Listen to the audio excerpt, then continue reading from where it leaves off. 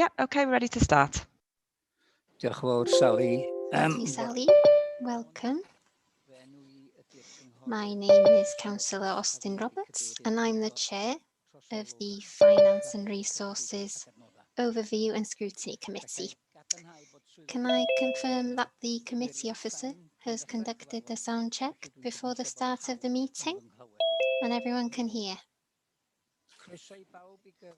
Welcome to today's meeting. We're all attending remotely.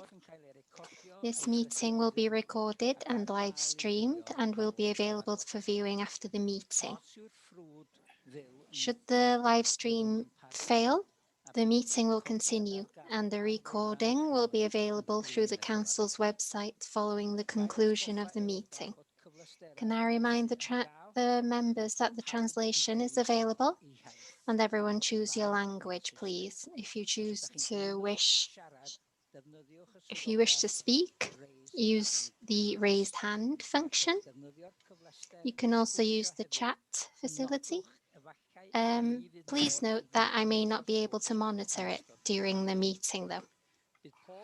All microphones will be muted, and if you have indicated your intention to speak, you will be invited to turn your microphone on. If you leave your device for any reason, can you please ensure you're muted and that you have turned your video off? Okay, moving on to the meeting. Item 1, apologies for absences. Sally? No apologies received, Chair. I have one apology here from Councillor Frank Bradfield, which is not a member of this committee, but he usually comes to this one, but he apologises that he can't be present today. Okay, item 2, declarations of interest. Does anyone have any? No? Okay. Item 3, urgent matters. There are no urgent matters that I know of. Okay, item 4, minutes of the previous meeting. Do we have a proposer? It's the meeting held on the 4th of January 2021. Do we have a proposer and a seconder, please? I'll propose, please, Ivor Lloyd. And the seconder, Councillor Phil Capper. Thank you very much. Can you show hands, please, to say that everyone's okay with it? Yeah, thank you very much. Okay, item 5, questions to Cabinet members. I'm not aware of any questions. No, not aware of any, Chair. Okay, item 6, the Renewal Programme Progress Report, and this is going to be presented by Emma Roberts. Emma, are you there? Yes, good morning. Good morning, Councillor Roberts. I'm here. Good morning, everyone. You have a copy of the report in front of you as part of the agenda. And this latest update is focusing around, as you can see from the covering report, we last updated the committee in December 2020, and since then we moved into the Tier 4 lockdown restriction. So we've been responding to that as part of the renewal programme work, but we've also been looking towards eventual recovery as the vaccination programme has now started. In the covering report, it notes what's going to be in the appendix, which gives overall progress against the programme. You can see that in section 1.6, it is talking about the elected member survey stroke workshop action plan, and further details are given on this within the appendix 1. And it also notes appendix 2, which is the interim assurance letter from Audit Wales around the work that we've been doing on the programme. So if I move across to appendix 1, we can see that as part of the progress that's been made, On the back of within the Workwise 2020 project, on the back of the elected member survey and workshop, the Democracy and Governance workstream produced the elected member survey action plan. And you can see from this that some of the outcomes identified are in section 2.4 of the appendix, and the full elected member survey action plan will be presented to the Democratic Services Committee in the near future. But you can see from some of the actions that are coming out of this,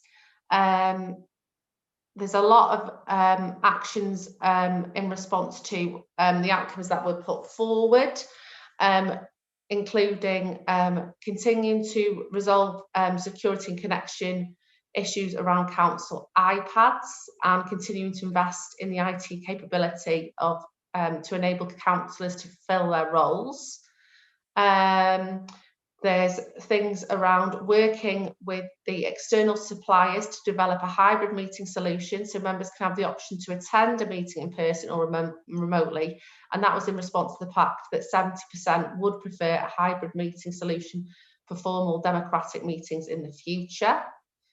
There will also be, in response to the 55% felt that health and well-being has either been positively impacted by working from home or had not changed. 15% had a negative impact.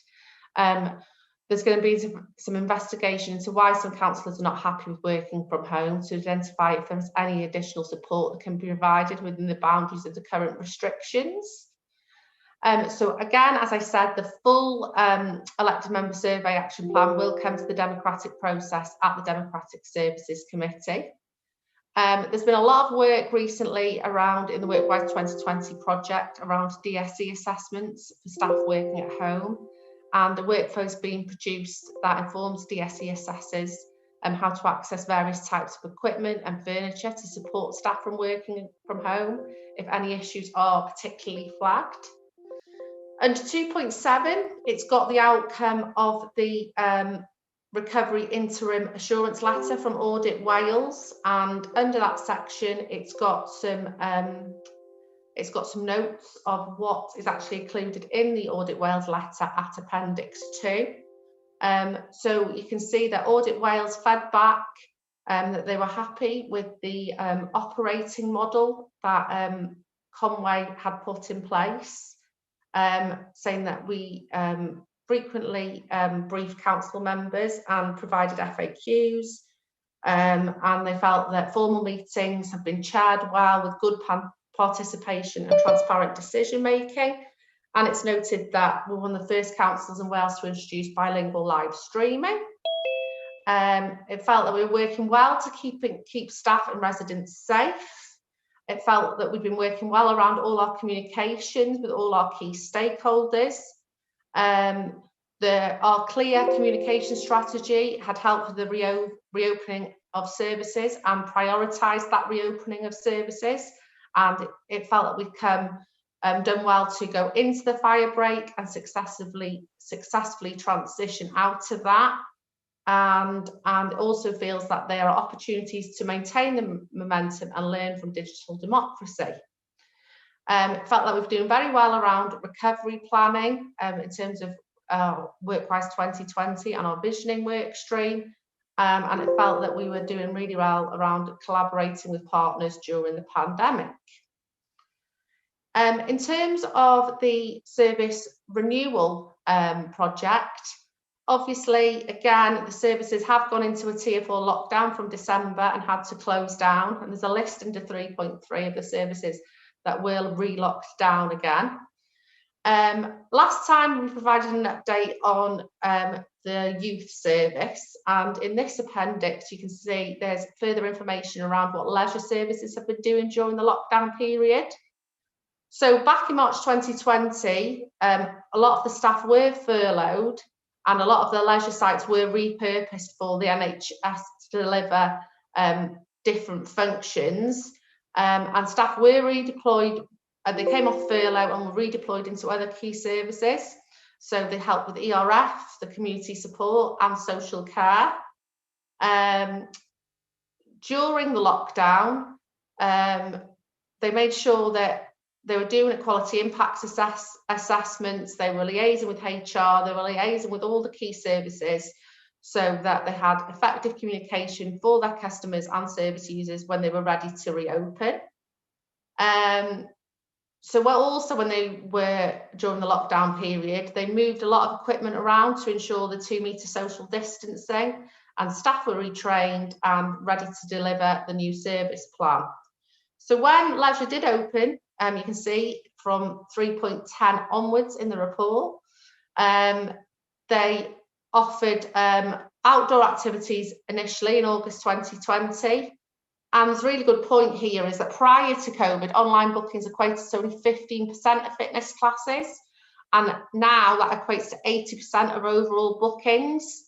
And they worked really hard, the leisure section, with health and safety to ensure that leisure essential health and safety training could also continue, and that fitness provision and extra cycling provision and other activities in schools could also start back up from September. It's been really welcomed well online via social media, all the sort of points that leisure have put in place and moved forward. And as you can see that after the fire break in November 2020, the membership was around 1,758, and the class programme was back up to 90%. Again, when they went into the fire break, they had to lock down again and they had to freeze people's membership, but they've worked out a very quick and speedy approach to locking down these memberships, freezing the memberships, and bringing them back online when required. The membership base now, between reopening and the latest lockdown imposed, has gone up to 2,162. The target was set at 2,500 from August, but there was no further lockdowns considered at that time. So that is quite an achievement to get to 2,100 during that time. We've also reintroduced swimming lessons, and they've also secured a grant of £98,000 through Sports Wales and the Leisure Recovery Fund.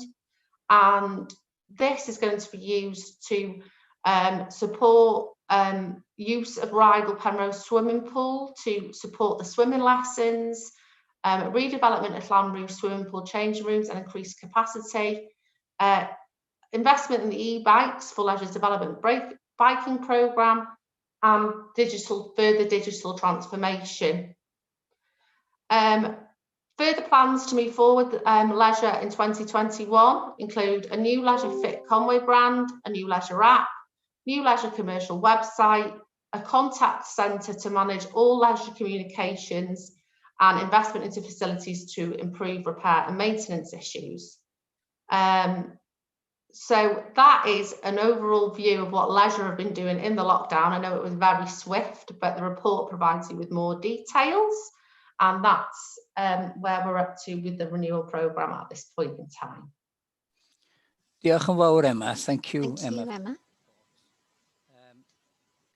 I don't seem to have any hands up. So is there anybody willing to propose that we accept and note this report? I will. Yeah, Councillor Jeff Corey, thank you, and seconded by Councillor Harry Saville. So can I just have a show of hands, please? Lovely. Diolch yn fawr. That report is therefore noted. Diolch yn fawr iawn, Emma. Thank you very much, Emma. Many thanks. Diolch yn fawr. Right.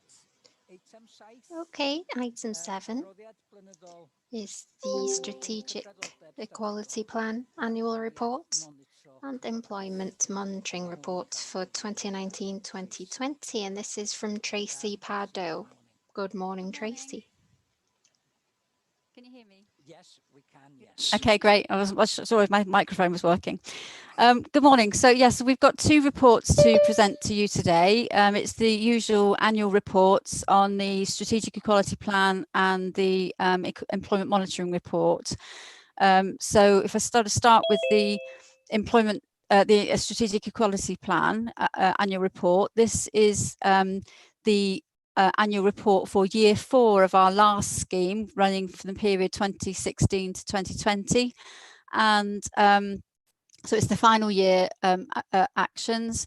And as normal, it looks fairly familiar because we set out the report in a very similar way, because there's specific requirements within the legislation to set out key areas around the data and collection of data that's relevant, progress towards our objectives, and also then specified employment information. So it's got those 3 sections that are the main parts to the report. In 2019-2020, in our action plan from that previous strategic equality plan, we identified 8 actions, which is quite a fairly small number, but because it's 4 years away from when we start writing those action plans, it's sort of always less in the later years. But we've successfully completed 4 of those. 2 others were combined into one piece of work, which is still ongoing, which is being completed. And then 2 others are being undertaken, but are still underway as they are long-term actions. So sort of a good progress on those 8 actions. And then what we've also done in this report is summarise the total number of actions for the whole of the strategic equality plan for the period 2016 to 2020. And we had a total of 199 actions identified in our last plan, of which we have successfully completed 195, which is 98% of completion, really. So I wasn't planning to go into any detail in the report. There are a few things in there that's worth highlighting around the fact that there were no equality. We will look at corporate complaints and look to see whether or not any of them are linked to equalities, and there were no equalities related complaints either corporately or in social care. So it's just something that's highlighted in the report. And we've obviously got the equal pay information at the back of the report, sort of showing our progress really there. I wasn't going to go into any detail. I don't know if anybody wants to ask any questions about that at this point.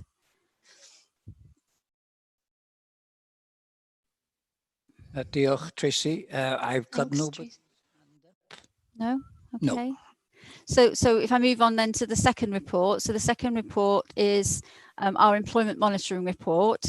And I'm going to hand over to Leanne Davis, who's going to go through that, as she's helped to compile that this year. Leanne joined the team earlier this year, or last year, should I say, and took over from Sian Wall-Anderton, that you will recall from the past. Yeah, good morning, everybody. So the employment monitoring report, this shows all of our employment data as of the 31st of March 2020, and that includes for all of our permanent, fixed term and casual staff that we employ. And basically there weren't that many significant changes to the data compared to the previous year's report.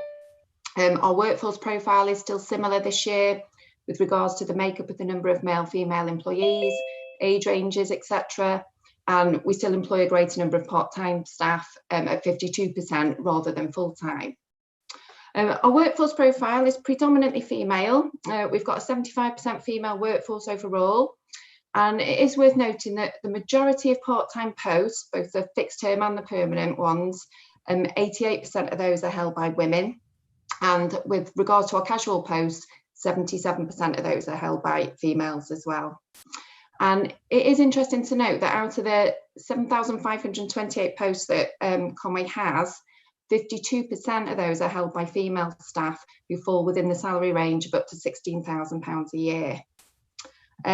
With regards to job vacancies, there was an increase this year in the amount that were advertised. That was up by 34. 70% of the applicants were female. And again, that's a similar proportion to our workforce profile. There was a decrease in the number of disabled applicants and the number of appointments that were made to this group. Out of the amount of disabled applicants that were appointed, it was 7.84%, and that compares to 10% of non-disabled people who were appointed. And of course, it'll be quite interesting to see what happens to these figures next year, because obviously we've had 2 weeks of lockdown data within this year's report. So it'll be interesting to see whether us having the opportunity to work virtually has had any kind of impact on those figures. The number of applications that we receive from those from an ethnic minority background has decreased, and that still remains low when we're comparing that to the number of ethnic minority people who actually live in Conway. And I thought it was important to highlight some of the figures that might look distorted within the report. If we look at the disciplinary grievance and sickness cases, it says that 1.73% of those involve BME employees, but it is worth recognising that it is actually only 5 employees out of a workforce of 99 BME staff with those. Similarly, there appears to be an overrepresentation of males that are involved in grievance and bullying cases. It says 70% of those were involved. And again, when we're comparing that to a workforce profile of 25% males, it does appear high. But again, the actual numbers of cases there is low, and it is just 10. The biggest change that we've seen, the biggest change in trend we've seen out of the report was with regards to the number of females that were involved in the disciplinary and capability cases. And that's completely flipped round from the previous year's report, where it was 30% of cases involving females, and this last year was 65%. But that new figure is comparable to our workforce profile of 75% females. So it is the way we'd expect the figures to be. So actions that we've identified that need addressing from this report that we need to look upon for the next year. Our equality monitoring information that we hold for staff has increased, but we do recognise that that is an area that we still need to improve upon further. And when it comes to our attendance management policy, we also need to review that to ensure that our disabled staff are receiving a fair process in terms of improvement notices.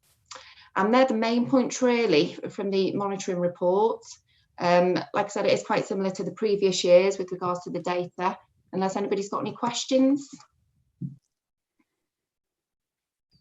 I've got no hands up, no.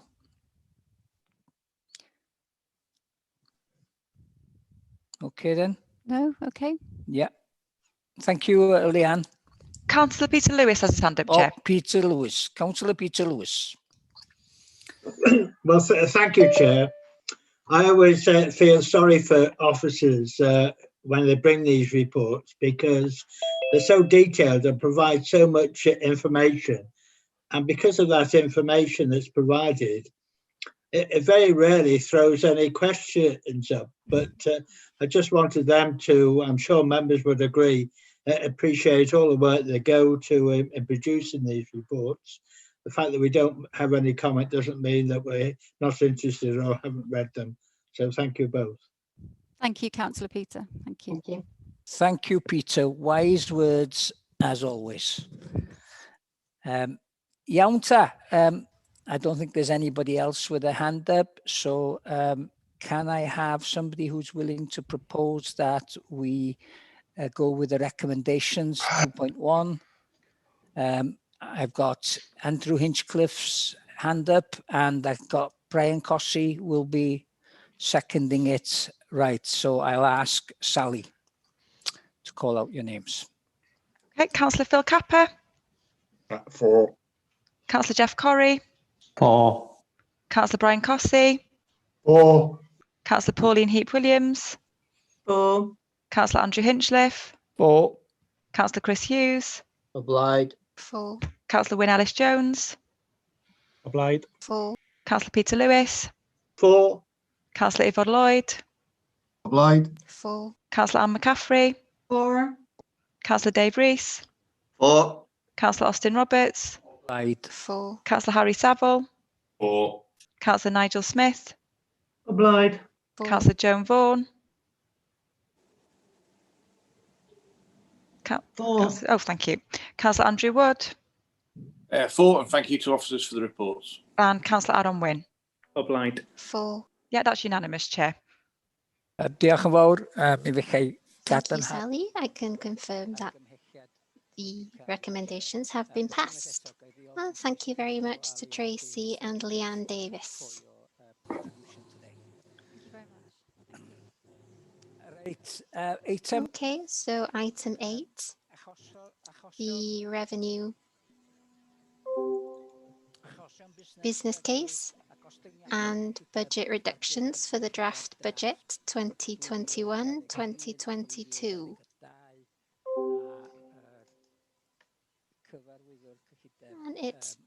The director here, Andrew Kirkham's going to present. Thank you, Chair. Morning, everybody. Just picking up on what Peter said, I'd be absolutely delighted if I also had no questions. We'll have to see, won't we? I doubt if that's going to happen, Andrew. Oh dear. Okay, so the report details the your last meeting, I think it was the 18th of January. We presented an indicative budget, and members agreed and set a strategic direction for the remainder of the budgetary process. That included an indicative council tax increase of 2.95% and budget reductions applied to all of our services at various levels. In that report, the business cases were identified by name and value, and this is the report that brings the details sitting behind the business cases for your consideration. Also, as a response to the strategic steer, services have put together schedules of budget reductions across each services, again for you to scrutinise and consider. So moving back to the report, you can see in table 1 how the steer set the budget reductions for each service. Schools, no budget reductions, and they have been really relieved about that because of the pressure that they're under. Social services 1%, all of the services 2%, and then some of our non-service budgets £500,000, which will be reviewed throughout next year to attempt to realise that sum. So the reductions are shown in Appendix 1. The business cases are in a separate pack, so you may have to go in and out of the agenda to pick those out. And then I guess it's worthy of reinforcing the fact that the previous report talked a lot about risk and uncertainty. And I felt it was important to reproduce the risks that were in the previous report into this report, because they are certainly clear and present. So much so that perhaps you may consider that if you didn't support any of the business cases, perhaps it would be sensible, prudent to direct any reduction to any of the business cases into a kind of, if you like, budget reserve, or because of the pressure on services, reduce the budget reductions that have been presented to you. So we got, with a bit of luck, a number of heads of service and senior officers to answer any questions you may have on the budget reductions and on the business cases. And they will be supported by the portfolio holders, who have spent a lot of time going through the business cases and have certainly signed them off. So hopefully they can assist with any questions. Finally, I'd just like to thank you and Atherton for helping me to pull this together, to actually get masses of papers, if you like, signed and dispatched in a timely manner. I must admit it's been quite challenging, so thank you and Atherton for your help and support with that. So I think, Chair, perhaps if I pass back to you for you to invite questions, scrutiny, first of all, on the budget reductions, perhaps, and then secondly, on the revenue business cases. Diolch, Andrew. Thank you, Andrew. So are there any questions? Got no hands up. Oh, you're in luck, Andrew. Oh, yes, I've got Cynghorydd Wyn Jones. He hasn't put his blue hand up, but he's waving frantically at me at the screen. Bore da, Cynghorydd Wyn. Good morning, Councillor Wyn. Unmute yourself, Cynghorydd. Diolch yn fawr. Thank you. Good morning, Chair. Thanks, Andrew, for that report. Just a question on the first item in Appendix 1A with education, transport safe routes, and the description is release of recent guidance gen Llywodraeth Cymru. from Welsh Government. Is the advice new advice? Because the old advice wasn't very suitable for the rural areas as Conwy is, because it doesn't recommend walking for 15 in the afternoon for the length of journeys, and the road width as well, and walking through a farm wasn't recommended. It was quite dangerous walking through an industrial estate in a town. So I'm asking, is the guidance from Welsh Government has changed at all? Did you get all that, Andrew?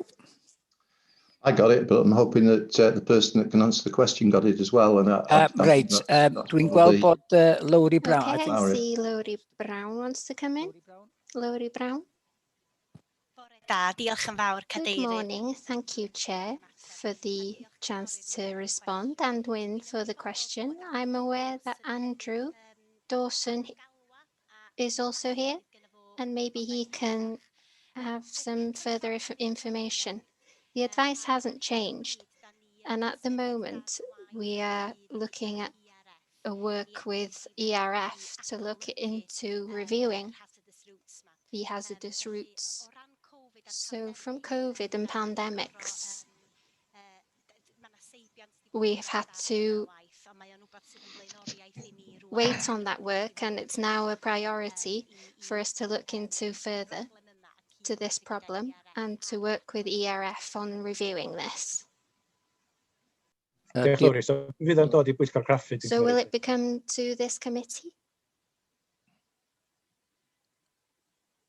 Unwaith mae'r adolygiad wedi dod i ben, mi fyddan ni yn diweddaru y pwyllgor craffu ar y prif argymhellion mwyn i aelodau ystyried. Diolch yn fawr.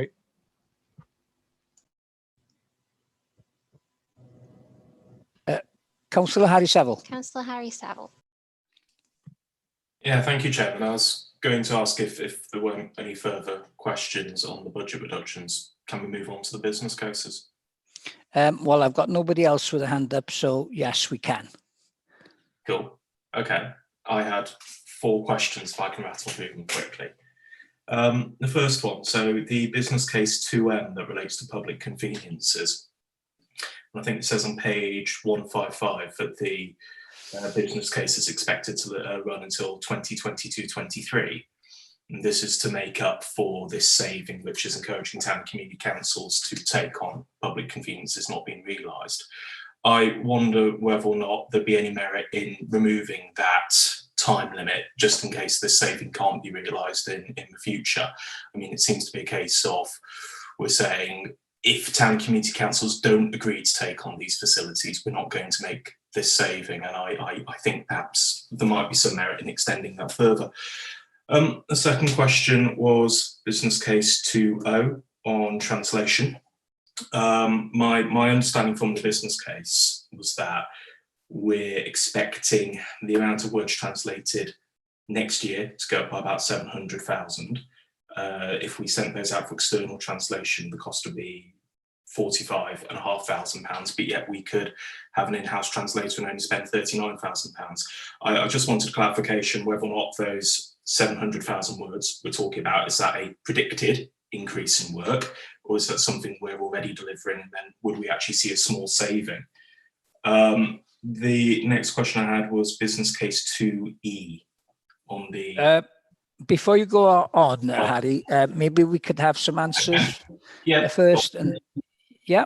The first one regarding toilets, I don't know if there's anybody, Greg maybe, or is Geraint Edwards there or somebody?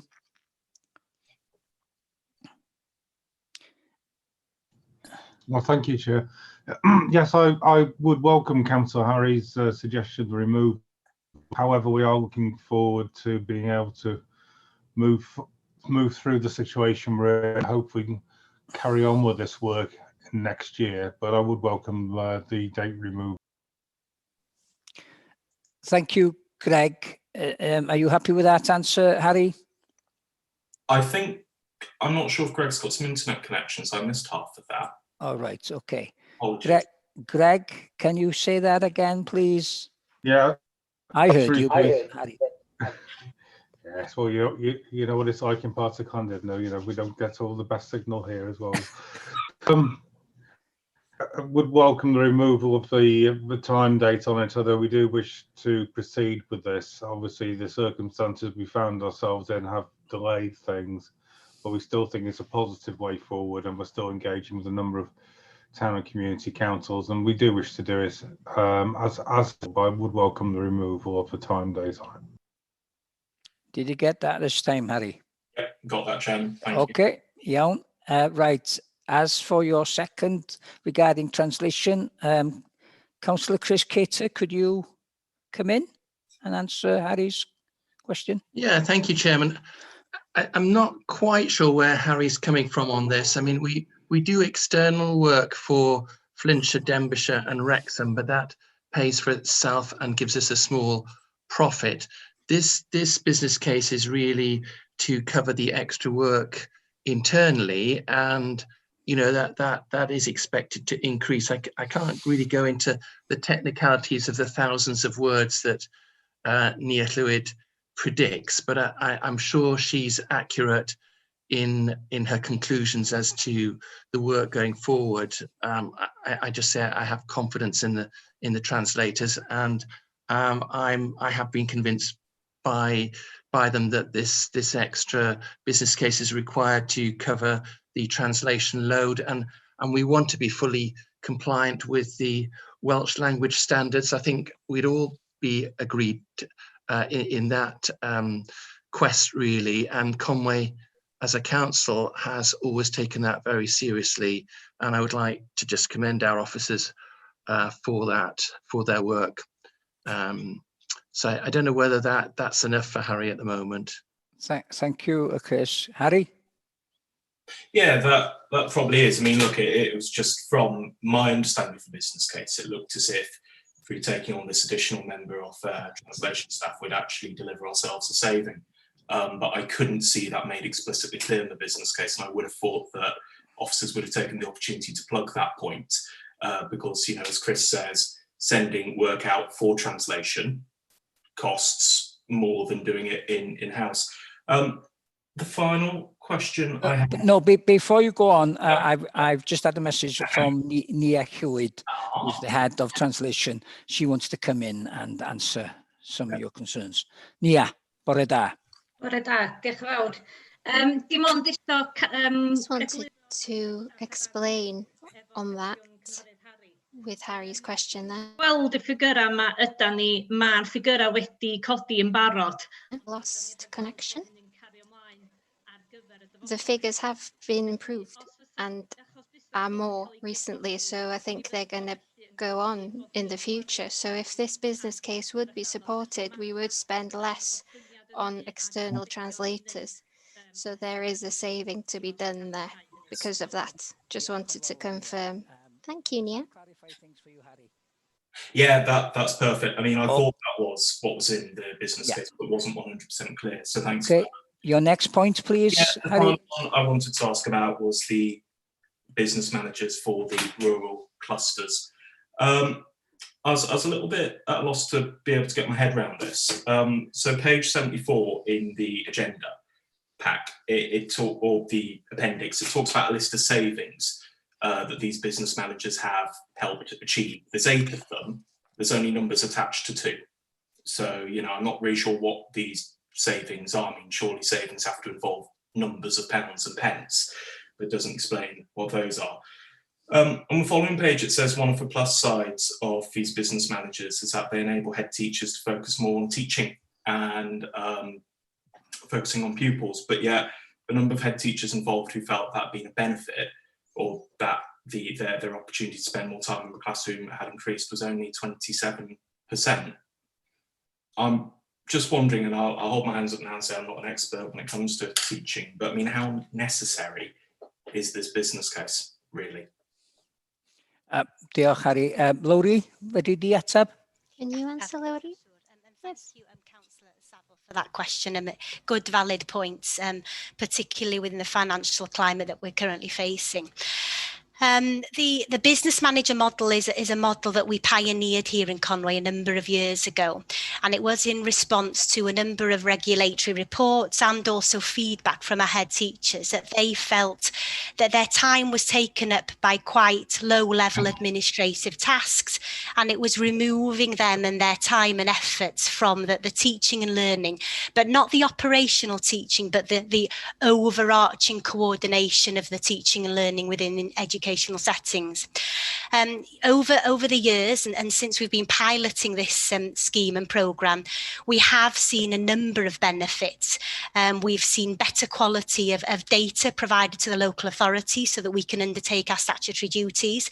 We've seen a better leadership across our schools, and I think that's demonstrated in our ESTIN profile, where we've got a high number of our schools demonstrating as having a good ESTIN outcome. So at the moment, the data does look a little bit inconsistent because we haven't got parity across the local authority in terms of how the business manager model is set up. So we're working towards having a more equitable model across the local authority, where we have a number of primary clusters that work closely with a business manager, and also we have some of our other clusters that have a secondary business manager. The purpose of this request for the business case is in order to ensure that we've got parity across our small and rural schools, because as you're probably aware, that grant for the small and rural schools was ending in March. Therefore, we wanted to ensure that they could continue with that business manager model and wouldn't have to cease that programme. And I mean, if that did come to an end, that would put our small and rural schools at a great disadvantage, whereas our other clusters, the coastal clusters, would continue to benefit from business managers. Our small or rural schools are quite different in their approaches to teaching and learning, because the majority of our head teachers in these schools are actually teaching head teachers. So that there is more of an expectation on those administrative functions, and there's more of a need to support them in that particular area, which is why we feel that it's a real key to have that business manager support across those small and rural schools. And there's a real close link there with Ysgol Dyffryn Conwy and that cluster. We do feel that it is necessary, and we do feel that we want there to be parity across the local authority in these models, and we are actually the only local authority in Wales that is providing regular feedback to Welsh Government on the benefits of this project. I'm happy to take any further questions or even meet with you aside if you require further details on the effectiveness of this programme. No, that's fine. That's really reassuring. Thank you. I mean, as I said, in the agenda, there were certain bits that just I didn't feel were amazingly clear. You know, as I've said, I'm not an expert when it comes to schools, but that's really reassuring. So thank you. That's it, Chairman. Diolch fawr, Harry. Thank you for your contribution. Right, next I've got Councillor Chris Hughes. Bore da, Chris. Bore da, Chair. I wanted to come back to the business case on public toilets. I'm conscious of the fact that a number of town and community councils chose not to do this last year, but some chose to have a look at it. My understanding from meetings that I've attended is that some of those town councils have struggled to find to get cleaning contracts, and certainly have not been able to realise the savings that were perhaps suggested they might be able to. Certainly, my own town council in Colwyn Bay has said it will not consider looking at public toilets. And on that basis, I wondered whether there's a piece of work to do here with regards to the new toilets that were installed on the promenade in Colwyn Bay during the modernisation of that facility, to see what their cost is and their revenue, their implications compared to other public toilets, because it may well be worth us looking at a capital business case to replace public conveniences, if that would have a positive impact on revenue implications. And I'd appreciate the thoughts of the cabinet member or ERF on that. Thank you, Chris. Greg. Thank you, Chair. Answer the it's probably the best one. Report on the new facilities, but an overall view, I think we've got to look at toilets, public toilets, in a new light, because of COVID. Because realistically, because of the conditions and requirements, a lot of the ones we've got under COVID simply aren't suitable. So I think that will be something that's coming forward. We do need to have these individual isolated types that we've got with the new toilets coming forward. So there will be some capital cases in the future, but that piece of work yet to be done. I'd like to comment with regard to the ones in Colwyn Bay in particular. Yes, Councillor Chris is absolutely right. The newer public conveniences are easier to clean, hence the reason that we have invested in those public conveniences.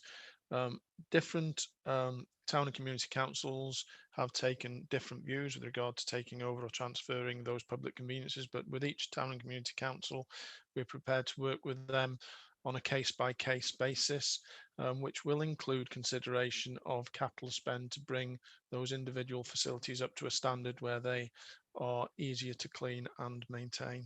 So it is part of the discussion that we will have with each and every community council that is interested in taking over facilities.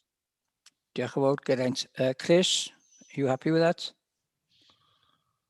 Unmute yourself, Chris. Thanks. Yeah, I think the issue is that, you know, I believe it's inevitable that some toilets won't transfer, and I think we need to be looking at how we reduce the cost on them as well. I really do feel that there needs to be a capital business case for public toilets to start the conversion process, because as I said before, I think some councils have found it extremely difficult to identify savings, and are actually using the council staff, which has meant that there's been no saving but a significant pass on of costs, which has led to those town and community, which could lead to those town and community councils having to effectively being seen as subsidising the precept of the local authority by having to increase their own precepts to take account of the additional cost.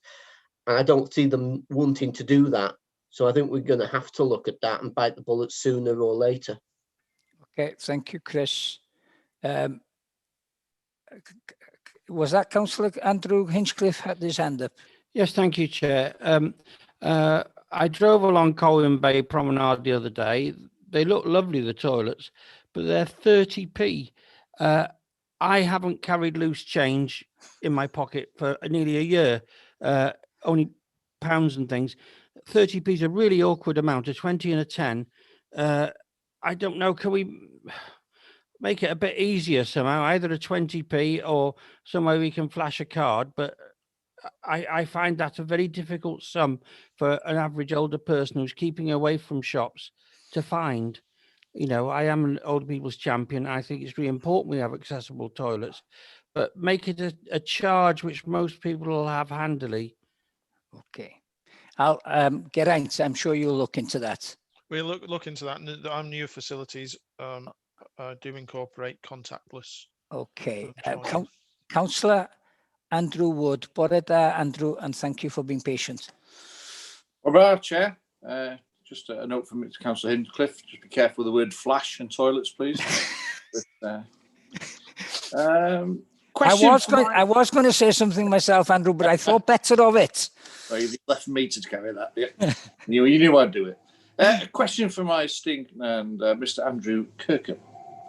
A lot of these cases, I wouldn't argue with. They're necessities, school meals, so on and so forth. There's quite a few of the cases that have got variations due to COVID and obviously, school transport. Excuse me, sorry about that.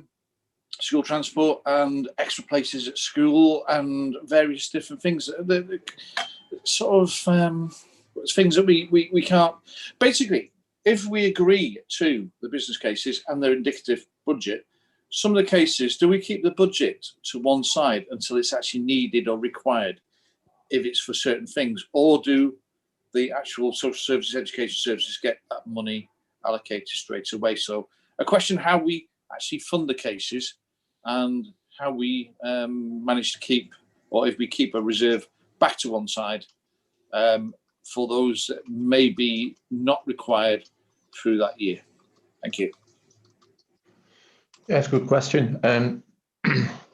With the vast majority of additional funding, certainly for business cases, then that would be incorporated into the budgets of the services, if you like, from day one. But I can assure you that in terms of budget monitoring, we keep an eagle eye on services that do have additionality to ensure that they're being spent on the things that were meant to be spent on, and B, they are actually spent. And I think that the heads of service here present will testify to the challenge that certainly comes from myself and their supporting finance staff. So it is monitored, and should there not be the need as planned, it would feature as a saving, and it would be essentially recovered the following year. So it is closely watched and monitored, as are the budget reductions themselves.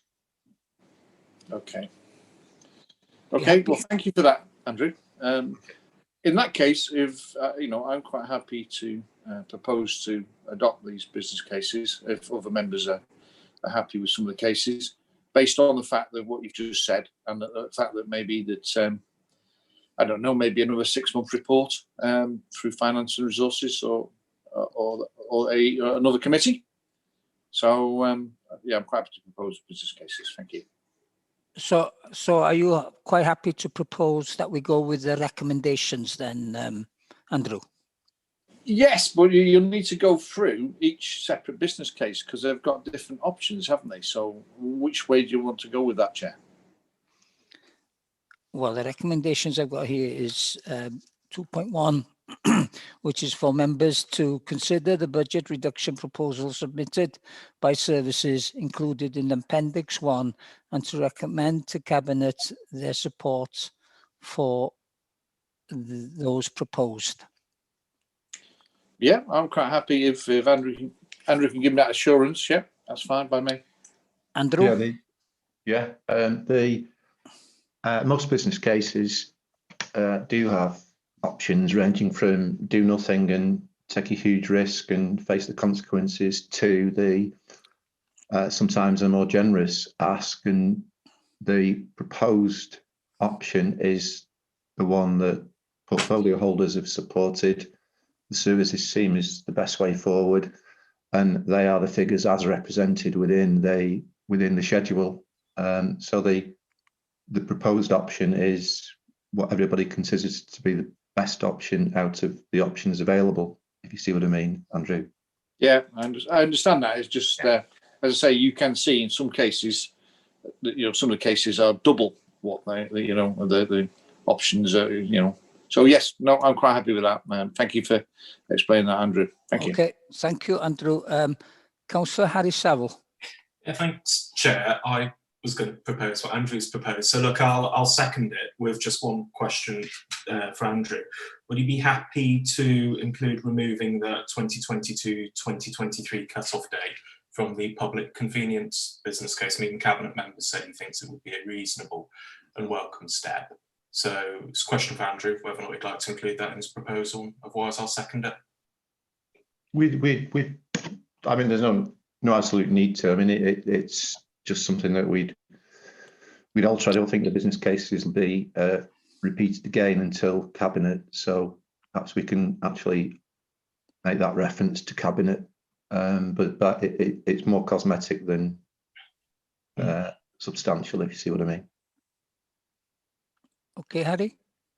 Yeah, I appreciate it's cosmetic rather than anything substantial this year. I'll second Andrew's proposal. Okay, thank you. Councillor Eva Lloyd. I was going to second, yeah, I was going to second the motion, but I did have a specific question on, especially on the toilet budget. What happens with toilets which are on leisure routes or tourist routes, which aren't used heavily by their own community, but other communities? We've seen a few on my ward. Surely it's a well-being need, and it comes under a different budget. Isn't there any other door we can knock on for monies to supplement these types of toilets? Geraint. Or Greg. If I can respond. Yeah, Greg, come in, Greg. To be fair, obviously the business case here is not directly relevant what Councillor Eva was raised, but is a fair common point. Funny enough, I actually had a meeting discussing his ward only this morning before this meeting and how we move forward with working on that. It is something we're looking at. It is something that will be coming through democracy viewed everything, but I say it's not directly relevant to this. Diolch, Greg. Wyt ti'n hapus o hynna, Ifor? Happy with that, Ifor? Yeah. Community councils wouldn't be happy to hold that asset if they're not actually utilised by their own people. Diolch. Diolch o'r Ifor. That's it. Does gen I ddim rhagor o bobl. I don't have any more questions. I've had a seconder, so I'll ask Sally to take us through. Can you just remind us of the recommendations first, Sally? Yeah, so we're voting on recommendations 2.1, 2.2 and 2.3. Do you want me to go through them, Chair? Yes, if you would, please. Yeah, so 2.1, for members to consider the budget reduction proposals submitted by services included in Appendix 1 and to recommend to Cabinet their support for those proposed. 2.2, for members to consider the revenue business cases submitted by services included in Appendix 2 and to recommend to Cabinet the support for those proposed. And 2.3, for members to note the recommendation from the Strategic Director, Finance and Efficiencies in paragraph 3.5, having due regard to the previously reported risks reproduced in Appendix 3. So I will read your names out, so for, against or abstain. So Councillor Phil Capper. For. Councillor Jeff Corrie. For. Councillor Brian Cossey. For. Councillor Pauline Heap-Williams. For. Councillor Andrew Hinchliffe. For. Councillor Chris Hughes. Obliged. Councillor Wyn Ellis-Jones. Obliged. For.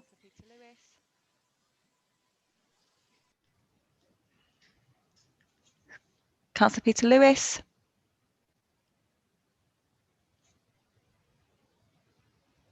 Can you hear me, Councillor Lewis?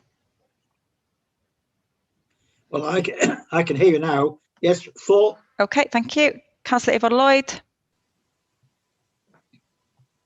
Obliged. For. Councillor Anne McCaffrey. For. Councillor Dave Rees. For. Councillor Austin Roberts. Obliged. For. Saville. For. Councillor Nigel Smith. Can you unmute, please, Councillor Smith? Obliged. Thank you very For. much. Councillor Joan Vaughan. For.